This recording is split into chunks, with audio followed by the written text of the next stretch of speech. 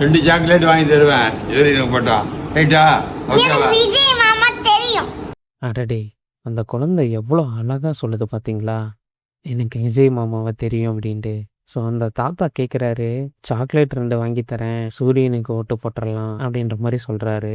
அதுக்கு அந்த குழந்தை எவ்வளோ அழகா எனக்கு விஜய் மாமாவுக்கு தெரியும் அப்படின்ட்டு அழுது. சின்ன பிள்ளை உனக்கு தெரியாது, அதனால சூரியனுக்கு போடலாம். 2 சாக்லேட் வாங்கி தருவேன் சூரியனுக்கு போட்டா ரைட்டா ஓகேவா? விஜய் மாமா தெரியும். விஜய் மாமா தெரியுமா? தெரியும். ஓட்டு வந்து சூரியனுக்கு போட்டுரு, 2 சாக்லேட் வாங்கி தருவேன்.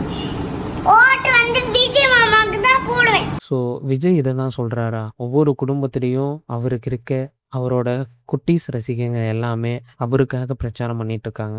இது முதல் வீடியோ இல்லைங்க, இது மாதிரி பல வீடியோ வந்து இன்டர்நெட்டில் வைரல் ஆகிட்டு இருக்கு. அவங்க கையால் அவங்களே சாப்பிட முடியாத வயசில் இருக்கும் போதே அவங்க விஜய்க்காக அவங்க வீட்டில் பிரச்சாரம் பண்ணுறாங்க. ஒரு தலைமுறையே வளர்க்குறாருல. நீங்கள் என்ன நினைக்கிறீங்க? 2026ல் யாரை சிஎம் ஆவாங்க? கொஞ்சம் கமெண்ட் பாக்ஸில் கமெண்ட் பண்ணிட்டு போங்க. மறக்காமல் சப்ஸ்கிரைப்லையும் பண்ணிடுங்க. இந்த வீடியோவை முழுசாக பாருங்கள். சின்ன பிள்ளைங்களுக்கு மட்டும்தான் சாக்லேட் தருவோம். உனக்கு சாக்லேட் பிடிக்குமா? கரெக்டு. அப்போ வந்து அப்படி சூரியனுக்கா போட்டுரு. ஆமாம், விஜய்க்கு போட வேண்டாம்.